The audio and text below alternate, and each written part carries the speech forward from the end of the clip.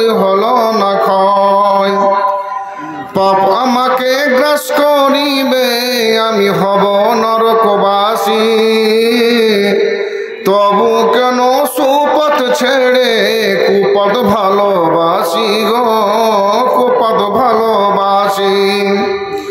বাহির খানা মানুষ আমার, বাহির খানা মানুষ আমার, ভিতর মানুষ নয়।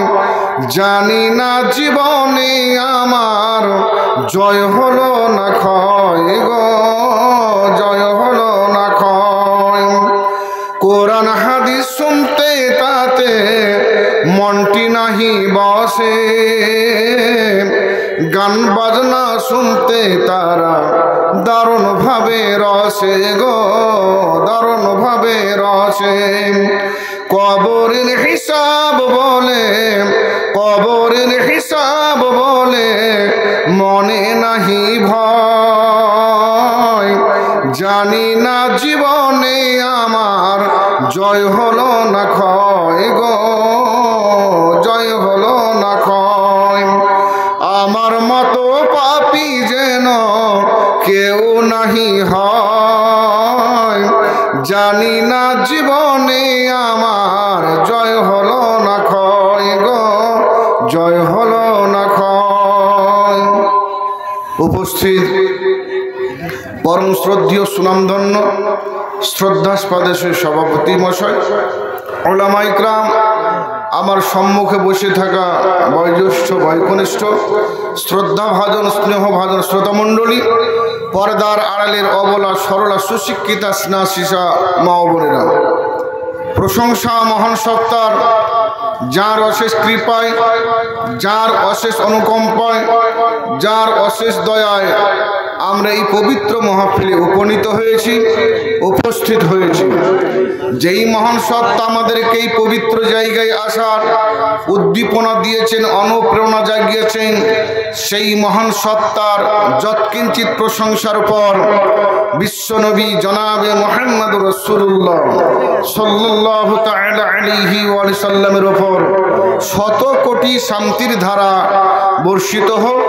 সকলে বলি আল্লাহুম্মা সাল্লি আলাইহি, আল্লাহুম্মা আমিন। আমি আপনাদের সম্মুখে পবিত্র কালাম পাক সূরা আল ইমরান সূরা নাম্বার 3 আয়াত নাম্বার 30 নম্বর আয়াতের আংশিক কিছু পরিবেশন করেছি। এই আয়াতটাকে কেন্দ্র করে যৎকিঞ্চিত কিছু আপনাদের সামনে আলোচনা করব। আল্লাহ যদি আমাকে আলোচনা করার ক্ষমতা দেন, আল্লাহ যদি বলে তোর একটা কথা উচ্চারণ কর আর সময় নাই, আমি স্টেজে বসে থাকবো, আমার মুখ বন্ধ হয়ে যাবে। যেই মহান সত্তা আমাকে বীরভূম থেকে আপনাদের কাছে আগত করেছেন, আনিয়েছেন, সেই মহান সত্তার আস্থা রেখে, তার উপর ভরসা রেখে আমি আমার বিষয়বস্তু আপনাদের সামনে উপস্থাপন করতে যাচ্ছি। যে বিষয় আমি আপনাদের সামনে আলোকপাত করতে যাচ্ছি, আলোচনা, সেটা হচ্ছে আমি যে কিছু কাজ করি না কেন এই জগতে, সেই কাজের প্রতিদান প্রতিফল আমি অবশ্যই সেখানে দেখতে পাবো পরবর্তী জায়গায়। অর্থাৎ ইহকালের কর্ম, পরকালের ফল। যেই শিকারনি ওই শিভারনি, টিট ফর ট্যাট। যেমন কাজ করবে তার ফল আপনি সেই রকম পাবেন। দুনিয়াতে আপনি ভালো করলে এর প্রতিদান আপনার চোখের সামনে ভেসে আসবেন। আল্লাহ বলছেন, ইয়াউমা তাজিদু কুল্লু নাফসিন মা আমিলাত মিন খায়রিন মুহদারান। আল্লাহ বলছেন, নবী ওই দিনটিকে স্মরণ করো। ইয়াউমা, এই ইয়াউমার পূর্বে একটা উজকুর শব্দ উজ্জ আছে। এখানে উজকুর শব্দটা একটা শব্দ নির্দেশসূচক ক্রিয়া, এখানে উজ্জ আছে। আল্লাহ বলছে, হে নবী, আপনি ওই দিনটাকে স্মরণ করুন। ইয়াউমা, ওই দিনটাকে স্মরণ করুন। কুল্লু বলছে ইয়াউমা, সেই দিনকে স্মরণ করুন যে প্রত্যেকটা ব্যক্তি তার পার্থিব জীবনের যত রকমের নেকির কাজ করেছে তার সামনে তাকে উপস্থাপন করা হবে। মিন খায়রিন মুহদারান, তার চোখের সামনে সেই কাজটাকে উপস্থাপন করা হবে। সেই কর্মকারী যে কাজটা করছে সেই কর্মী ব্যক্তি নিজের কর্মটাকে নিজের সচক্ষে তার সামনে দেখতে পাবে। আমি এই মাদ্রাসার জলসায় আজকে যে আপনারা এই যে মাদ্রাসা জলসায় উপস্থিত হয়েছেন, এই জলসায় যে কাজ করেছেন, জলসায় যারা সম্মতি আছেন, যারা এই জলসাকে যারা অ্যাভয়েড করতে চাচ্ছেন, উভয়কে আল্লাহ কিয়ামতের দিন উপস্থাপন করবেন। কে কে জলসার সমর্থক ছিল আর এই জলসার প্রতি কাদের অনীহা ছিল, প্রত্যেকটা জিনিস তাদের সামনে ল্যাপটপের মতো স্ক্রিন দেখা যাবে। যেমন আমরা বিভিন্ন জায়গায় প্রজেক্টরের মাধ্যম দিয়ে আমরা শুনতে পাই, বক্তব্য শুনতে পাই, কোথায় কি হচ্ছে আমরা সেই জায়গাতে এসে দেখতে পাই স্ক্রিনের মাধ্যম দিয়ে। এই স্ক্রিনের মাধ্যমে আমরা দেখতে পাচ্ছি, ওই সময়তে আল্লাহ আমাদের সামনে একটা স্ক্রিন তৈরি করে দিবে। পার্থিব জগতে যে কাজ করেছো তুমি দেখে নাও। আল্লাহ বলছেন, এ নবী আপনি স্মরণ করে দিনকে কুল্লু নাফসিন তাজিদু, প্রত্যেকটা আত্মা সে নিজের কর্মকে দেখতে পাবে। যে কর্ম যদি ভালো হয় সেই কর্ম তার সামনে উপস্থাপন হবে। যদি তার কর্মটা মামিলাত মিন সুইন, যদি তার কর্মটা খারাপ হয়, পাপের কর্ম হয়, গর্হিত কর্ম হয়, হারাম কর্ম হয়, অবৈধ কর্ম হয়, আল্লাহর স্বীকৃত কর্ম নয়, এই কর্মটা তার সামনে হাজির হয়ে যাবে। যখন অন্যায়কারী নিজের অন্যায় কর্মটা দেখতে পাবে, খারাপ কর্ম দেখতে পাবে, তারা মনে পড়বে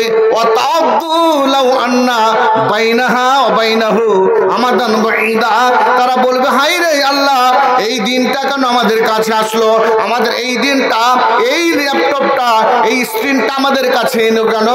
এটা আরো যদি দূর হয়ে যেত, আরো অনেক দূর হয়ে যেত, আমরা নিজে নিজে তাকে আরো আমরা আনন্দিত হতাম। তারা নিজে নিজে বলবে, তাওয়াদ্দু লাউ আন্না বাইনাহা ওয়া বাইনাহু আমাদান বাঈদা। তারা মনে মনে কল্পনা করবে, আশা করবে, হাই আল্লাহ, এই দিনটা যদি আরো দূর দেরি হতো, আজকে যদি না দেখে আরো 10 বছর হতো, হয়তো মনের মধ্যে প্রশান্তি আসতো। আল্লাহ বলছেন, ইউহাদ্দিরুকুমুল্লাহু নাফসাহু, আল্লাহ রাব্বুল আলামিন তোমাদের প্রত্যেকের আত্মাকে সতর্ক করেছেন। আল্লাহু রাউফুন বিল ইবাদ, আল্লাহ বান্দাদের প্রতি অতি ভালোবাসা, তিনি দয়াবান মহান। আল্লাহ বান্দাদেরকে যতই তারা পাপ করো, যতই গুনাহ করো, যতই গর্হিত কাজ করো, হারাম কাজের সঙ্গে যুক্ত থাক, আল্লাহ তাদের প্রতি ভালোবাসা দেখে তাদেরকে অন্যায় কাজ থেকে টেনে নেওয়ার জন্য, অন্যায় কাজ থেকে তাদেরকে সরিয়ে নেওয়ার জন্য চেষ্টা করেন।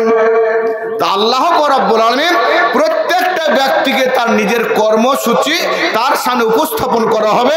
দেখো তুমি অমুক দিন, আজ 30 তারিখ, আজ জানুয়ারি মাসের 30 তারিখে রাত্রি 11টার পরে অমুক জায়গায় তুমি এই কাজের সঙ্গে লিপ্ত ছিলে, তুমি দেখে নাও।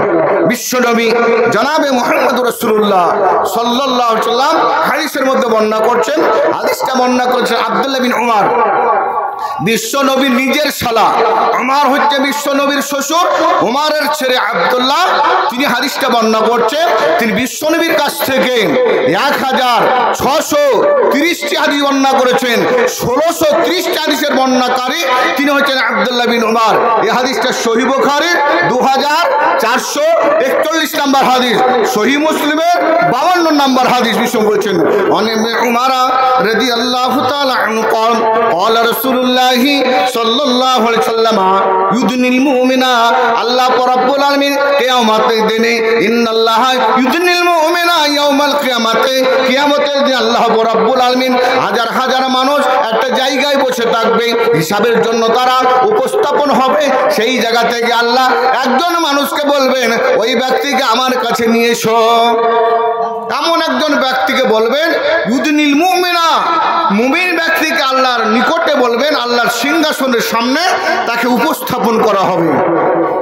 সবাই হাজার হাজার কোটি কোটি মানুষ সেই ময়দানে বসে আছে, তাদের মধ্যে আল্লাহ নাম ধরে বলবেন, আব্দুর রহমান বা আব্দুল গাফফার ও আব্দুল মালিক, যে কোনো লোকের নাম ধরে আল্লাহ বলবেন, অমুক ব্যক্তিকে আমার সামনে নিয়ে এসো। তাকে যখন নিয়ে আসা হবে, আল্লাহর সামনে উপস্থাপন করা হবে,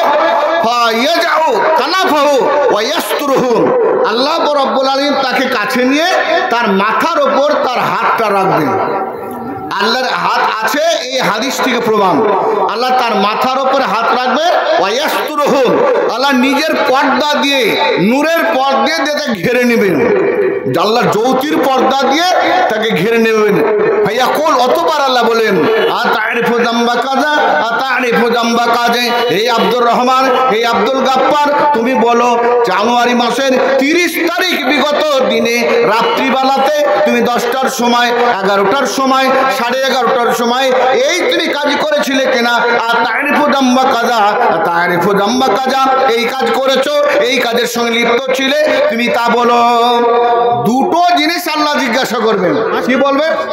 আল্লাহ বলবেন, তার মাথার উপর হাত রাখবেন, রহমতের হাত। আল্লাহ তার নিজের ইয়াস্তুরুহু, আল্লাহ নিজের পর্দা দিয়ে ঘিরে নিয়ে কেউ জানে তাকে দেখতে না পায়। আল্লাহ তার সঙ্গে কানে কানে বলবেন, ভাইয়া কোন, আল্লাহ বলবেন আতারিফু জাম্বা কাজা, আতারিফু জাম্বা কাজা, এই কাজ তুমি করেছো, এই অন্যায় করেছো, এইরকম ধরনের গর্হিত কাজ, হারাম কাজ, অবৈধ কাজ, তুমি এইরকম কাজের সঙ্গে যুক্ত হয়েছিলেন।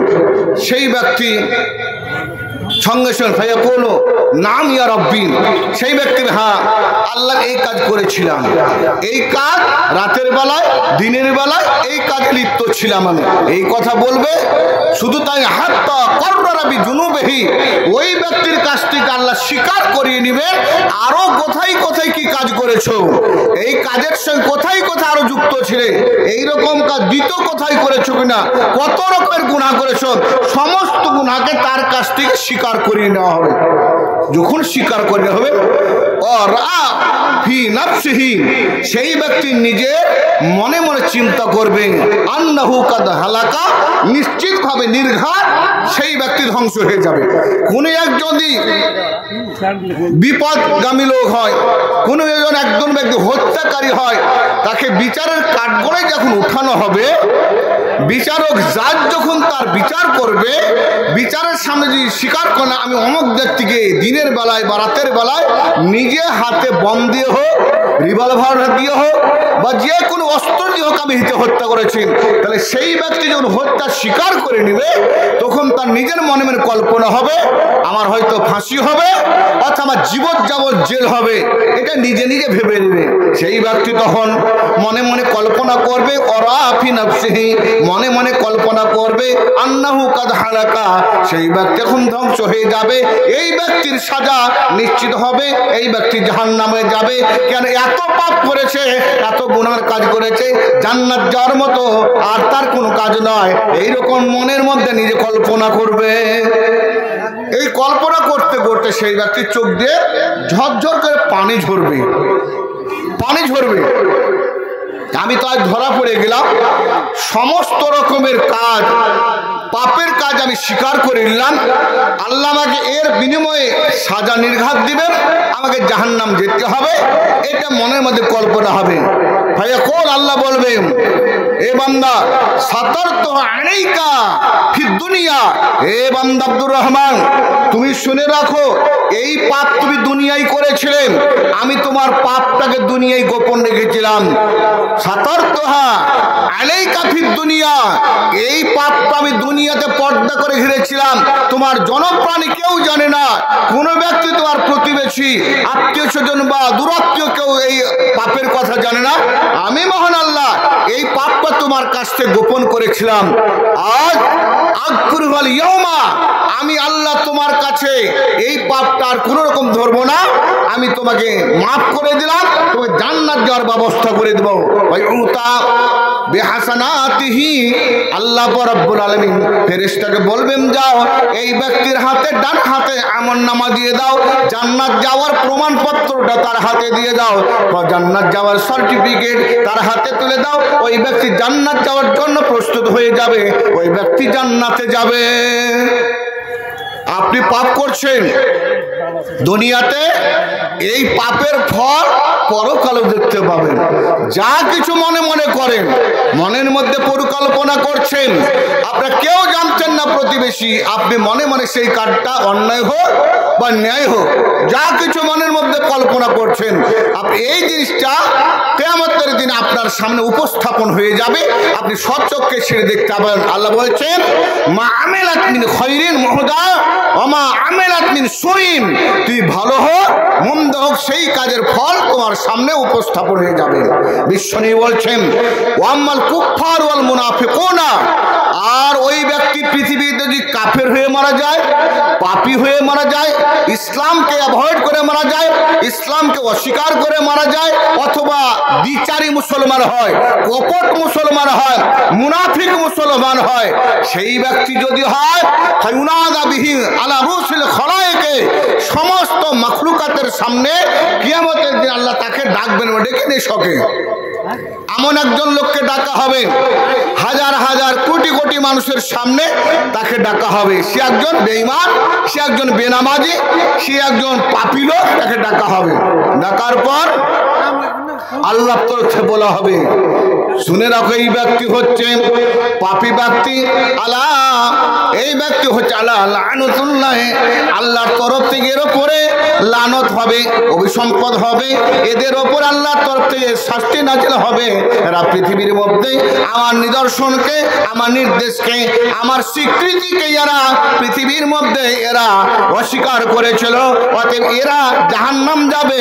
আল্লাহ জানিয়ে দিলেন এদের প্রতি আল্লাহর লানত হবে, এদের প্রতি আল্লাহর অভিশাপ হবে, এদের প্রতি আল্লাহর অভিসম্পদ হবে।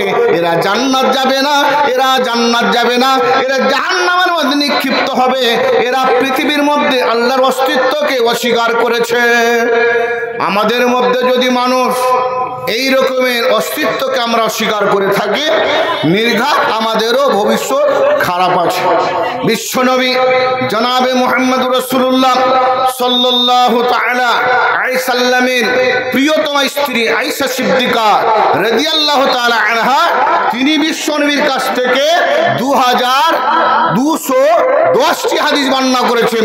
মহিলা সাহাবিয়ার মধ্যে সবচাইতে বেশি হাদিস বর্ণনা করেছেন তিনি হচ্ছে বিশ্বনবীর ছোট স্ত্রী আয়েশা সিদ্দিকা। তিনি বিশ্বনবীর কাছ থেকে 2210টি হাদিস বর্ণনা করেছেন। এই হাদিসটা জামে তিরমিজির 3165 নম্বর হাদিস, 3165 নম্বর হাদিস। আয়েশা সিদ্দিকা তিনি হাদিসটা বর্ণনা করছেন।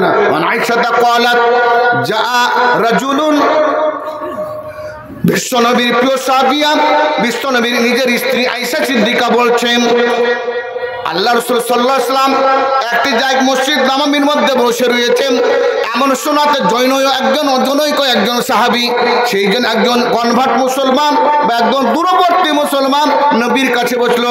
ফাকাদা বাইনি ইয়াদাই রাসূলিল্লাহি সাল্লাল্লাহু আলাইহি সাল্লাম, বিশ্ব নবীর কাছে হাঁটু পেড়ে বসে বলছেন, ইয়া রাসূলুল্লাহি ইন্নালি মামলুকিনা, বিশ্ব নবী আমার কাছে অনেকগুলা গোলাম আছে, যাকে আমরা বাড়িতে কাজ করাই, যাকে মাঠে নাঙ্গল বাইতে দিয়ে বিভিন্ন কৃষির কাজ করায়, মাঠে বাড়িতে বিভিন্ন রকমের গরিব মানুষ তাদেরকে কিছু অর্থের বিনিময়ে কাজ করিয়ে নিয়ে এই রকম কিছু গোলাম আমার বাড়িতে সংরক্ষিত আছে, তাদেরকে দিয়ে বিভিন্ন কাজ করায়। কিন্তু ইয়াকজিমুনানি ওয়া ইয়াসুনানি ওয়া ইয়াখুনুনানি, এরা তিনটি কাজ করে। আমার কথাগুলোকে অস্বীকার করে, আমি যেই কাজে নির্দেশ দিই সেই কাজটাকে তারা আমার অন্যায় কাজে লিপ্ত করে, অর্থাৎ আমার সঙ্গে নাফরমানি করে। আর আমি কোনো কাজের কথা থেকে বললে আমার সম্পদের, আমার মালের কোনো সংরক্ষণ করতে বলে এর তারা খিয়ানত করে।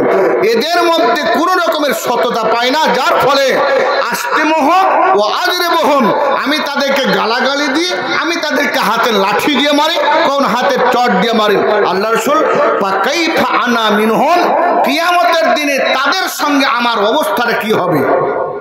কিয়ামতের দিনে তাদের সঙ্গে আমার অবস্থা কি হবে? আমি বিপদে পড়ব না তারা বিপদে পড়বে। তারা আমার কর্মী ছিল, আমার কাজে ভালো করে স্বচ্ছতার সঙ্গে কাজ করেনি। এই চা ভাগো এখান থেকে, না লুটপাট হয়ে যাবে, এখানে চা বিক্রি করার জায়গা না, উঠো বাইরে যাও, ভিতর ঢুকবে না ভাই, তুমি চা নিয়ে। বিশ্বনবীর কাছে সাহাবীটা বলছেন, ইন্নালি মামলুকিনা, আমার কতিপয় গোলাম আছে আমার বাড়িতে কাজ করে, তারা আমার কথা যা বলি সেটাকে তারা সত্যই পরিণত করে না।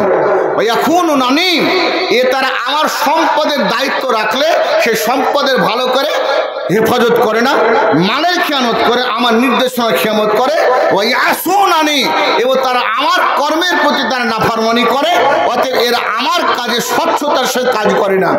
আল্লাহ শুধু বলুন ফাকাইফা আনা মিনহুম, কিয়ামতের দিনে যখন আমি যাব, কিয়ামতের যখন আল্লাহর সামনে উপস্থাপন হব, এই গোলাম যখন আমার কাছে যাবে, তাহলে আমার অবস্থা গোলামের সামনে কি হবে? আমি কি বিপদগ্রস্ত হব না কি অবস্থা আমার হবে? একটু আমাকে জানিয়ে দিন। বিশ্বনবী জনাবে মুহাম্মদুর রাসূলুল্লাহ সাল্লাল্লাহু তাআলা আলাইহি সাল্লাম বললেন, ওয়া ইন কানা ইকাবুকা, যদি তোমার শাস্তি যদি ওই ব্যক্তি শাস্তি দিচ্ছ, এই শাস্তি যদি তোমার দুনা জামবেকা, তোমার পাপের চাইতে শাস্তি যদি কম হয়, তুমি যদি তাকে শাস্তি দিয়েছ যতটা গুনাহ করেছেন তার চাইতে তুমি শাস্তি দাওনি যতটা গুনাহ করেছেন, কাফাফাম লালাকা আও আলাইকা, তুমি যার কর্মে করেছে এই শাস্তি তার অধিক শাস্তি দাওনি, তার জন্য যতটা অন্যায় করেছে সম পরিমাণ তাকে শাস্তি দিয়েছ।